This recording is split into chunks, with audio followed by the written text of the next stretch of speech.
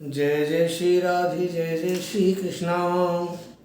मित्रों, मैं पंडित महेश पांडे सिन्हा वृंदावन से, हमारा यूट्यूब का चैनल ज्योति सेवा वृंदावन, उसी चैनल के माध्यम से मैं अपने सभी दर्शकों का स्वागत करता हूं।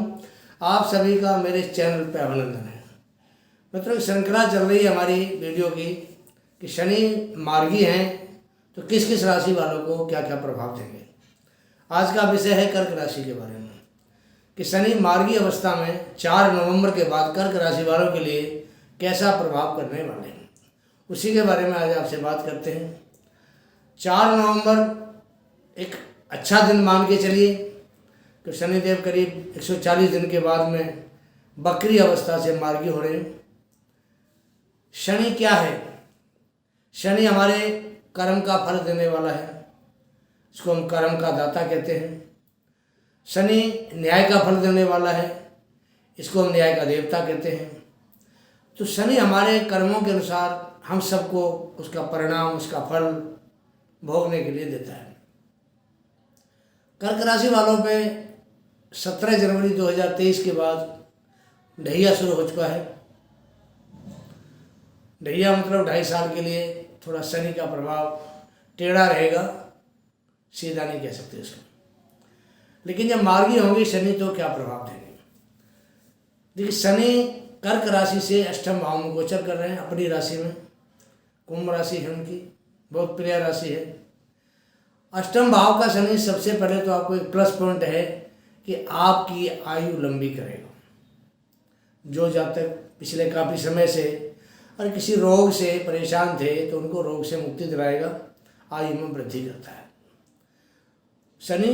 दूसरा प्लस पॉइंट है कि शनि यहाँ बैठ कर के आपको कोई न कोई आकस्मिक लाभ अवश्य देगा। शनि राहु की एक खासियत है कि जब भी अष्टम भाव में बैठते हैं तो आकस्मिक धन लाभ जरूर देते हैं, क्योंकि अष्टम भाव ससुराल का भी होता है। तो आपकी कर्क राशि वालों की कुंडली में सप्तम भाव के स्वामी शनि बनते हैं और अष्टम भाव के स्वामी भी शनि बनते हैं। तो ये एक तरह से पत्नी का घर माना जाता है, पत्नी का धन भाव माना जाता है, पत्नी का परिवार माना जाता है, कुटुंब माना जाता है। तो इस प्रकार यह आकस्मिक धन लाभ अवश्य देगा। अब शनि की स्थिति की बात करते हैं कि शनि आने वाले समय में कुंभ राशि में बैठ करके और कर्क राशि वालों के लिए क्या प्रभाव है। देखिए, आपके सामने कुंडली है, कुंडली में आप देख पा रहे हैं कि शनि अष्टम में बैठा तो उसकी जो पहली तीसरी दृष्टि है वो दसम भाव में जाती है। तो दसम भाव हमारे कर्म का भाव है। तो पीछे काफ़ी समय से राहु और बृहस्पति का योग कर्म भाव में बना हुआ था, इसको चांडाल योग कहा जाता है। चांडाल योग काफ़ी महीने में खराब भी होता है। तो दसम भाव हमारे कर्म का भाव, अगर वहाँ चांडाल योग बनेगा तो काम धंधे में परेशानी आती है, रुकावट आती है काम में। और जो भी कोई आदमी काम करता है, चाहे वो नौकरी हो चाहे व्यापार हो, उसमें ग्रोथ नहीं बन पाती है। ग्रोथ नहीं होगा तो फिर आदमी को काम करने का कोई फ़ायदा दिखाई नहीं देता है। तो राहु और गुरु की वजह से जो ग्रोथ नहीं बन रही थी, अब 30 अक्टूबर को राहु चेंज होकर भाग्य में आ जाएंगे, दसम भाव फ्री हो जाएगा राहु से। लेकिन शनि की दृष्टि फिर भी रहेगी।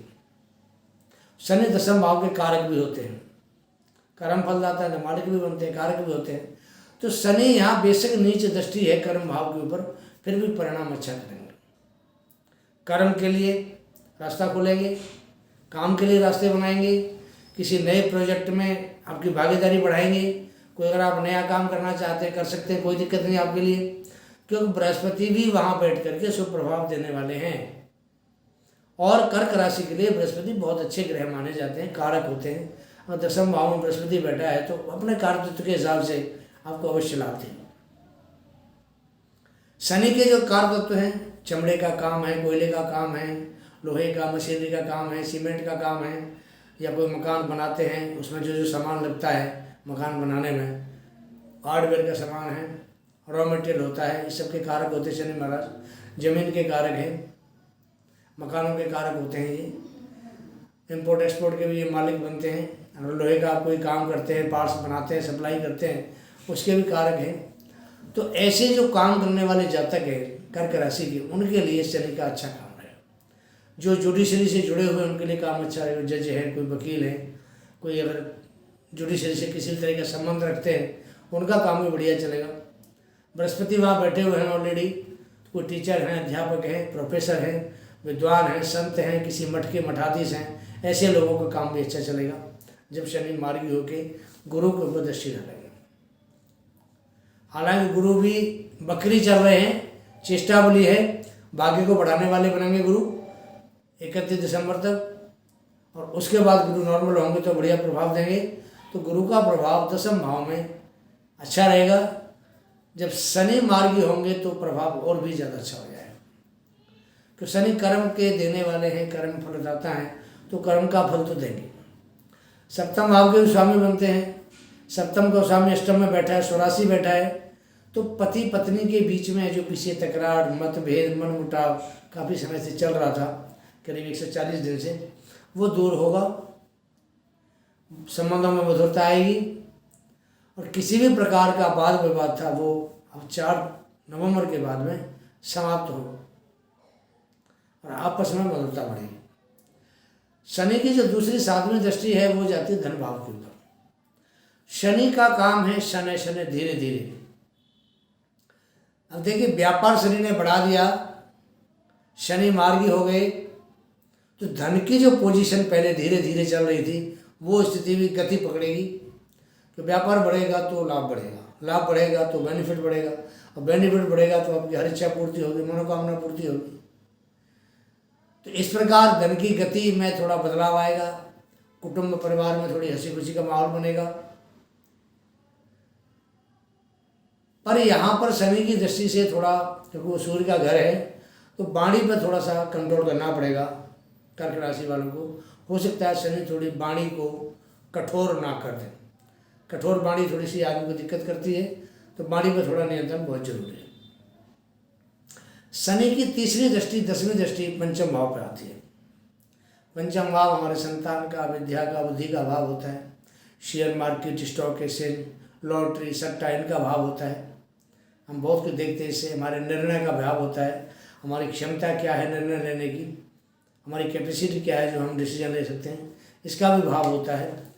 तो शनि यहाँ संतान के प्रति थोड़ी सी परेशानी पैदा करेगा। संतान की विद्या में कहीं ना कहीं कोई ना कोई दिक्कत आएगी, जरूर आएगी। तो शनि का पंचम भाव पर दृष्टि ठीक नहीं होती।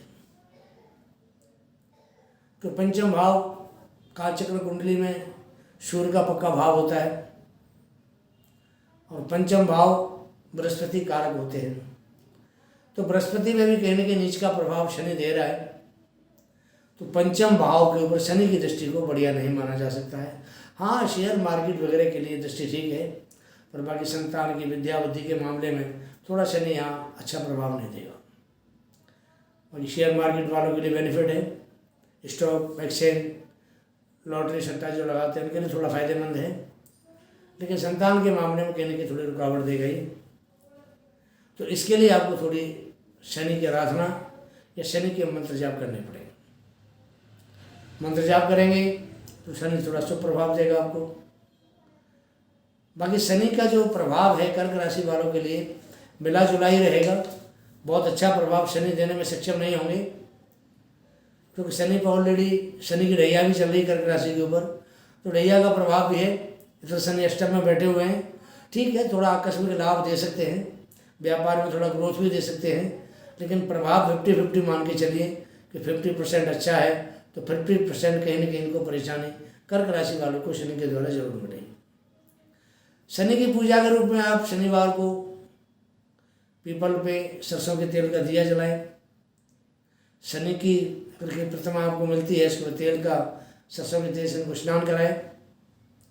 और शनि मंत्र है ओम शम शनिश्चराय नमः, इसका कम से कम 1 माला आप, जब तक शनि ढैया का प्रभाव आपके ऊपर है, 1 माला का आप जाप करते रहें। बिजनेस थोड़ा बढ़ाएगा शनि, लेकिन बिजनेस में भी कहीं ना कहीं आपका पैसा फंस सकता है, क्योंकि सेकंड भाव धन का है, तो वहाँ वो सूर्य का घर है, तो कहीं ना कहीं पैसा मिलेगा, फंस के मिलेगा। लेकिन बहुत बढ़िया प्रभाव शनि कर्क राशि वालों को इस मार्गी अवस्था में नहीं देने वाला है। 50-50 मान के चलिए। इसके साथ इस प्रोग्राम यही समाप्त करते हैं।